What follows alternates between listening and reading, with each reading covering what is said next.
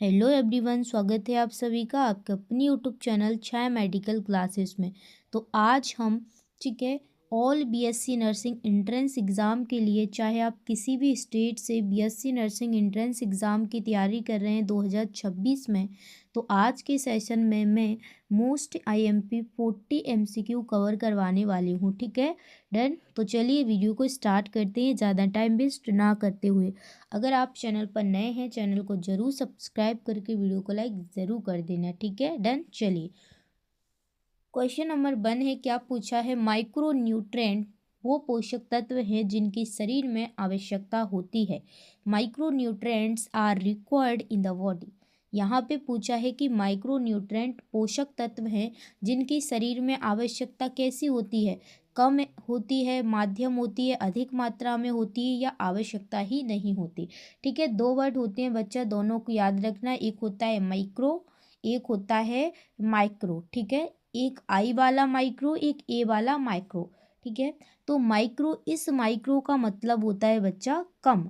ठीक है, इस माइक्रो का मतलब होता है कम और इस माइक्रो का मतलब होता है ज़्यादा। ठीक है, तो यहाँ पे कौन सा माइक्रो है, ये वाला, तो ज़्यादा। तो यहाँ पे जो माइक्रो न्यूट्रेंट्स हैं, ठीक है, बड़े पोषक तत्व हैं, इनकी बड़े मात्रा में ही आवश्यकता होती है हमारी बॉडी के अंदर। ठीक है, तो यहाँ पे करेक्ट आंसर हो जाएगा ऑप्शन सी, अधिक मात्रा में। डन। चलिए क्वेश्चन नंबर है 2, क्या पूछा है, निम्न में से कौन एक माइक्रो न्यूट्रेंट है। Which of the following is a micro nutrient. ठीक है, देखिए जो माइक्रो न्यूट्रेंट्स हैं, ठीक है, वो कौन कौन से होते हैं यहाँ पे देख लीजिए। ठीक है, वो होते हैं जैसे विटामिन, ठीक है, मिनरल, ठीक है, ये सभी क्या है, माइक्रो न्यूट्रेंट हैं। अगर माइक्रो की बात की जाए तो जैसे कि प्रोटीन हो गया, फैट हो गया, कार्बोहाइड्रेट हो गया, ये सभी क्या है बच्चों, ठीक है, ये सभी क्या है, माइक्रो न्यूट्रेंट। तो यहाँ पे आपको क्या दिख रहा है, कार्बोहाइड्रेट दिख रहा है ना, तो वही पूछा था इन्होंने कि एक माइक्रो न्यूट्रेंट आपको बताना है, तो हम करेक्ट आंसर लगा देंगे ऑप्शन वी। डन। चलिए आगे बढ़ते हैं। अब एक पॉइंट और समझ लीजिए कि जो माइक्रो न्यूट्रिएंट होती हैं बच्चों, इनको क्या है, डाइजेशन की ज़रूरत होती है। ठीक है, पहले इनका ब्रेक डाउन होगा, ये टूटते हैं, उसके बाद एब्जॉर्ब होते हैं। ठीक है, उसके बाद क्या होते हैं, एब्जॉर्ब होते हैं। वट माइक्रो न्यूट्रिएंट्स को डाइजेशन की ज़रूरत नहीं होती है, ये डायरेक्ट एब्जॉर्ब हो जाते हैं हमारी बॉडी के अंदर। जैसे कि एग्जाम्पल लीजिए, ग्लूकोज आपने पिया, ठीक है, तो आपको इंस्टेंट एनर्जी मिल जाएगी, आपको तुरंत एनर्जी मिल जाती है। ठीक है डन। चलिए किसी भी क्वेश्चन में फिर भी कोई डाउट है आप कमेंट सेक्शन में पूछ सकते हैं। 3 क्वेश्चन है, माइक्रो न्यूट्रेंट में क्या शामिल है। अभी बताया था माइक्रो न्यूट्रेंट में क्या शामिल होते हैं, विटामिन और मिनरल। ठीक है, ये सभी किसके उदाहरण हैं, याद रख लेना, माइक्रो न्यूट्रेंट के उदाहरण है, बड़े पोषक तत्व के। ठीक है, वसा, प्रोटीन, कार्बोहाइड्रेट और पानी की भी हमारी बॉडी में ज़्यादा मात्रा में आवश्यकता होती है, इसलिए पानी को भी हम माइक्रो न्यूट्रेंट के अंदर रखते हैं। डन। चलिए आगे बढ़ते हैं। नेक्स्ट क्वेश्चन है क्वेश्चन नंबर 4, क्या पूछा है, निम्न में से कौन माइक्रो न्यूट्रेंट नहीं है। ठीक है, यहाँ पे नॉट अ माइक्रो न्यूट्रेंट। ठीक है, zinc, protein, iron, vitamin A. तो यहाँ पे नोट पूछा है, याद रख लेना छोटा वाला, तो याद रख लेना जो प्रोटीन है वो माइक्रो न्यूट्रिएंट नहीं है। करेक्ट आंसर है बी, क्योंकि ये माइक्रो न्यूट्रिएंट है। डन। क्वेश्चन नंबर है नेक्स्ट, प्रोटीन का मुख्य कार्य क्या है, what is the main function of protein. तो याद रख लेना, प्रोटीन कौन खाते हैं, बॉडी बिल्डर खाते हैं। बॉडी बिल्डर को क्या बनाना होता है, अपनी बॉडी। ठीक है, तो ये क्या करता है, बॉडी ग्रोथ में, ठीक है, बॉडी की ग्रोथ में और रिपेयर में, मरम्मत करने में मदद करता है। ठीक है, नेक्स्ट क्वेश्चन है, क्वेश्चन नंबर है 6, कैल्शियम मुख्यतः किस पोषक वर्ग में आता है। ठीक है, तो एक बात याद रखना बच्चा, जो कैल्शियम है, ठीक है, वो जो मिनरल है, ठीक है, मिनरल है वो होता है। तो मिनरल क्या होते हैं सभी को पता है, वो माइक्रो न्यूट्रिएंट होते हैं। तो करेक्ट आंसर यहाँ पे हो जाएगा ऑप्शन बी। डन। चलिए नेक्स्ट क्वेश्चन है, विटामिन सी की कमी से कौन सी बीमारी होती है। Vitamin C deficiency causes fish disease. तो सभी को पता है कि विटामिन सी की कमी से जो बीमारी होती है बच्चा वो स्कर्वी होती है, ठीक है। और एक चीज़ और याद रखना, विटामिन सी किस में घुलनशील होता है, वाटर सॉल्यूबल होता है, जल में घुलनशील होता है। और एक और पॉइंट याद रख लेना कि विटामिन सी का रासायनिक नाम होता है, वो होता है, ठीक है, जो रासायनिक नाम होता है विटामिन सी का वो होता है एस्कॉर्बिक एसिड। क्या होता है, एस्कॉर्बिक एसिड, ठीक है। डन। चलिए तो यहाँ पे करेक्ट आंसर हो जाएगा ऑप्शन सी। बढ़े चलिए, क्वेश्चन नंबर है 8, आयरन की कमी से कौन सी स्थिति होती है। तो याद रखना, जब किसी इंसान को आयरन की कमी हो जाती है, ठीक है, तो उसको अनीमिया देखने को मिलता है, ठीक है। करेक्ट आंसर हो जाएगा ऑप्शन बी। चलिए नेक्स्ट क्वेश्चन है, कार्बोहाइड्रेट शरीर को क्या देता है। जो कार्बोहाइड्रेट होता है वो शरीर को क्या देता है। देखिए बच्चा, कार्बोहाइड्रेट हो गया, ठीक है, कार्बोहाइड्रेट हो गया प्लस फैट हो गया, ठीक है, ये चीज़ क्या है, हमारी बॉडी को क्या है, ऊर्जा देते हैं। अब बात की जाए कार्बोहाइड्रेट की बच्चों, तो कार्बोहाइड्रेट तुरंत ऊर्जा देता है, इंस्टेंट एनर्जी प्रोवाइड करता है। फैट की बात की जाए तो फैट पहले स्टोर करता है एनर्जी को, उसके बाद जब हमें ज़रूरत होती है, जैसे कि आप लोगों ने भी फास्ट रखा और आप लोगों ने व्रत रखा, ठीक है, उस टाइम क्या है, जो हमारी स्टोर फैट है, ठीक है, आप लोग कहते हो मैं तो पूरे दिन भूखा रह गया, कैसे रह गया, इसलिए रह गए क्योंकि आपकी जो स्टोर एनर्जी है अब वो आपको मिल रही है, ठीक है, जो फैट जमा हुई थी वो आपको मिल रही है, इसलिए आप उपवास कर लेते हो, ठीक है। डन। तो यहाँ पे करेक्ट आंसर हो जाएगा कि कार्बोहाइड्रेट शरीर को क्या देता है। तो याद रखना, कार्बोहाइड्रेट शरीर को ऊर्जा देता है। डन। चलिए आगे बढ़ते हैं। क्वेश्चन नंबर है 10, क्या पूछा है, आयोडीन की कमी से कौन सी बीमारी होती है। देखिए अगर आप नमक कम खाते हैं, ठीक है, जो नमक है, जो घरेलू नमक है, उसको अगर आप बहुत कम खाते हैं, बहुत कम खाते हैं, तो आपको एक बीमारी देखने को मिलती है, ग्वाइटर, ठीक है, ग्वाइटर, जिसे हम घेंगा भी बोलते हैं, ठीक है। इसलिए कम नमक, ज़्यादा कम नमक मत खाइए, और बहुत कम नमक और बहुत ज़्यादा नमक दोनों नुकसानदायक हैं, ठीक है। तो आपको मीडियम वे में खाना है। नेक्स्ट क्वेश्चन है, फूड पहले कहाँ प्रवेश करता है। जब हम अपने मन के खाना को खाते हैं, ठीक है, तो सबसे पहले जो हमारा भोजन है, फूड है, वो कहाँ पे जाता है। तो सभी को पता है सबसे पहले हमारा जो फूड है वो माउथ में जाता है, मुंह के अंदर जाता है, ठीक है। तो करेक्ट आंसर है ऑप्शन बी, उसके बाद ही कहीं पे जाता है, ठीक है। नेक्स्ट क्वेश्चन है, सलाइवा में कौन सा एंजाइम पाया जाता है। ठीक है, तो याद रखना बच्चा, जो सलाइवा होता है, ठीक है, उसमें एक एंजाइम पाया जाता है जिसका नाम है सलाइवरी एमाइलेज, ठीक है। एमाइलेज के नाम से भी आ सकता है अकेला, और सलाइवरी एमाइलेज के नाम से भी, ठीक है। डन। चलिए नंबर 13 है, सलाइवरी एमाइलेज किसका पाचन करता है। तो याद रखना, जो सलाइवरी एमाइलेज है वो पाचन करता है स्टार्च का, ठीक है। करेक्ट आंसर है ऑप्शन सी। चलिए नेक्स्ट क्वेश्चन है, फूड एसोफेगस में किस प्रकार की गति से आगे बढ़ता है। तो याद रखना, जो फूड है वो एसोफेगस में एक गति होती है बच्चा, किरमा कुंचन, ठीक है, जिसे हम बोलते हैं पेरिस्टालसिस। इसी गति के द्वारा जो फूड है वो एसोफेगस तक जाता है, ठीक है। चलिए नेक्स्ट क्वेश्चन है, HCl पेट में क्या करता है। जो हमारे पेट में HCl पाया जाता है, हाइड्रोक्लोरिक एसिड, ये क्या करता है। तो याद रखना, HCl हमारे पेट में जम्स को मारता है, ठीक है। जो भी हमारे पेट में ख़राब चीज़ें हैं, जैसे कि आपने ख़राब खाना खा लिया, उसके थ्रू क्या है, हमारी बॉडी में बैक्टीरिया पहुंच गए, ठीक है, और एंजाइम को एक्टिवेट करता है, तो उनको जम्स को मारता है और एंजाइम को एक्टिवेट करता है, ठीक है। चलिए आगे बढ़ते, किसी भी क्वेश्चन में कोई भी डाउट होता है कमेंट सेक्शन में पूछ सकते हैं, और चैनल को सब्सक्राइब कर लीजिए, और अगर आपको इसकी PDF चाहना है तो कमेंट सेक्शन में बता दीजिए, ठीक है।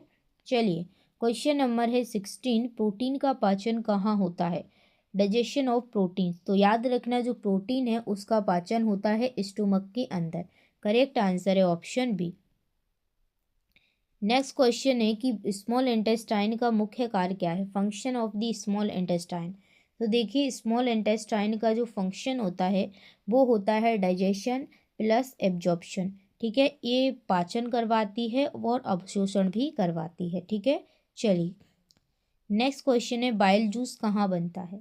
ठीक है, बाइल जूस याद रखना, बाइल जूस लीवर, ठीक है, लीवर से क्या है बनता है। तो करेक्ट आंसर हो जाएगा ऑप्शन बी। नेक्स्ट क्वेश्चन है बाइल जूस का मुख्य कार्य क्या है।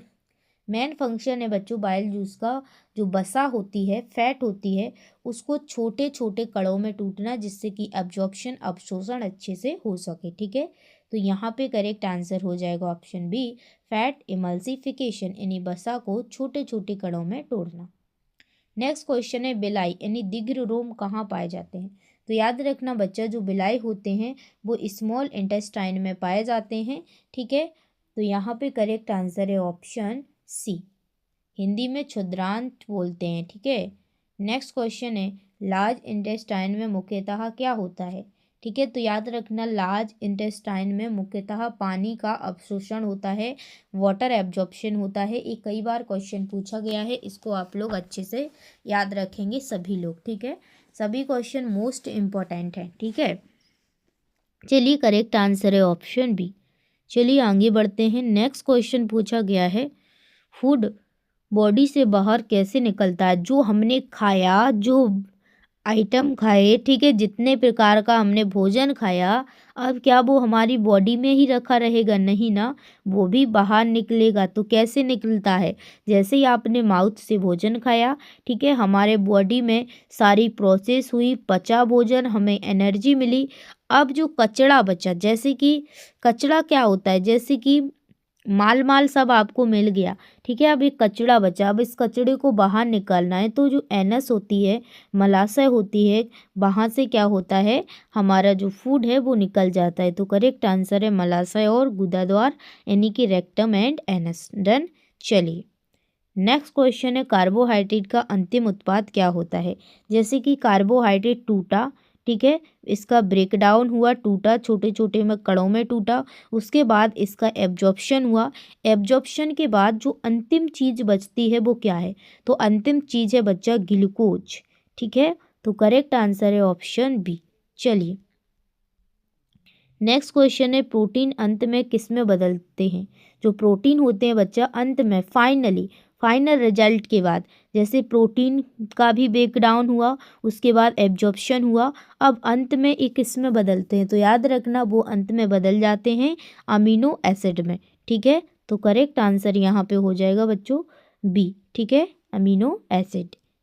चलिए नेक्स्ट क्वेश्चन है फैट्स अंत में किस में बदलते। अब फैट का भी वही हाल हुआ, फैट का हाल हुआ, फैट का ब्रेक डाउन हुआ, एब्जॉर्प्शन हुआ, अब अंत में किस में बदलता है। तो याद रखना फैटी एसिड, ठीक है, जो हमारे बॉडी में जमा हो जाते हैं, प्लस ग्लिसरॉल में।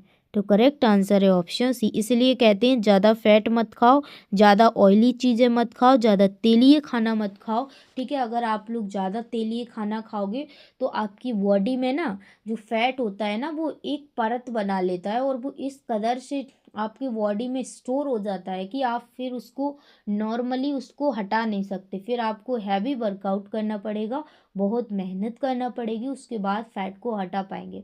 और आपको हार्ट अटैक के भी चांस होते हैं इंस्टेंट। ठीक है, आपका ज़्यादा कोलेस्ट्रॉल बढ़ गया, आपको हार्ट अटैक आ जाएगा। ठीक है, आजकल हार्ट अटैक आ क्यों रहे हैं, ठीक है, इसलिए हार्ट अटैक आ रहे हैं क्योंकि आजकल लोग ज़्यादा ऑयली खाना खा रहे हैं, स्पाइसी फूड खा रहे हैं। ठीक है, इस वजह से। तो यहाँ पे करेक्ट आंसर हो जाएगा ऑप्शन सी। तो आप लोग घर का खाना खाएं, घर पे बनाएं, हो सके बाहरी चीज़ें ज़्यादा ना खाएं तो बेटर है। नेक्स्ट क्वेश्चन है टूथ डिके क्यों होता है। जो टूथ डिके है वो क्यों होता है। ठीक है, देखिए बच्चों, टूथ डिके इसलिए होता है कि आपने मान लो रात को क्या खाया, चीनी खाई, ठीक है, शक्कर खाई, गुड़ खाया, रसगुल्ले खाए, जो कुछ खाया, मीठी चीज़ खाई, और आपने क्या है, आप मान लो आप सो गए, आपने पानी ही नहीं पिया। ठीक है, तो इसमें क्या होता है कि आपके दांतों में कीड़े लग जाते हैं। ठीक है, तो क्या होता है, टूथ डिके होता है।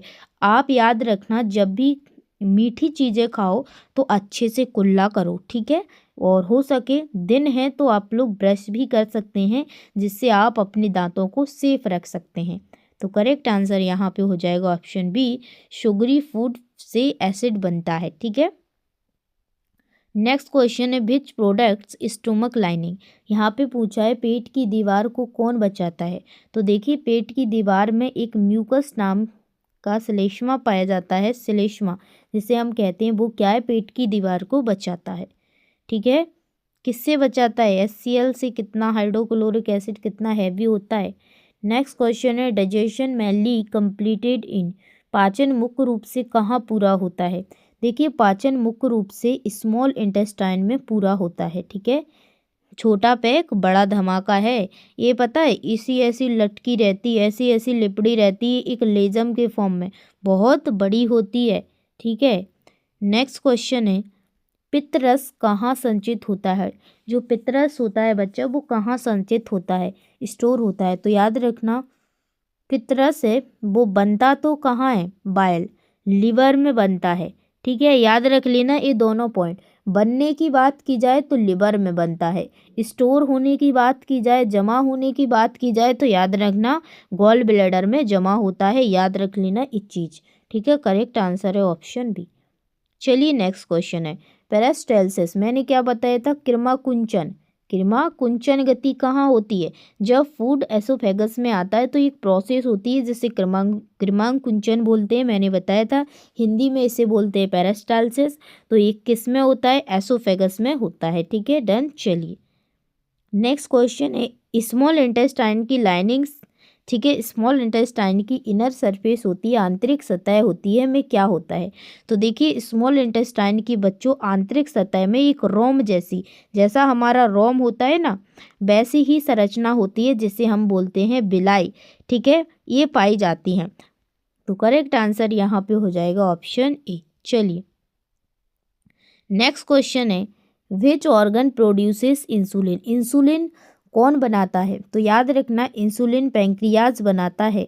ठीक है, जिसे हम हिंदी में बोलते हैं अग्नाशय। नेक्स्ट क्वेश्चन है डाइजेशन बिगेन्स इन द। पाचन की शुरुआत कहाँ से होती है, बताया था माउथ से होती है, मुंह से होती है। नेक्स्ट क्वेश्चन है विच एंजाइम डाइजेस्ट प्रोटीन। यहाँ पे पूछा है प्रोटीन कौन, ठीक है, प्रोटीन डाइजेशन कौन करता है।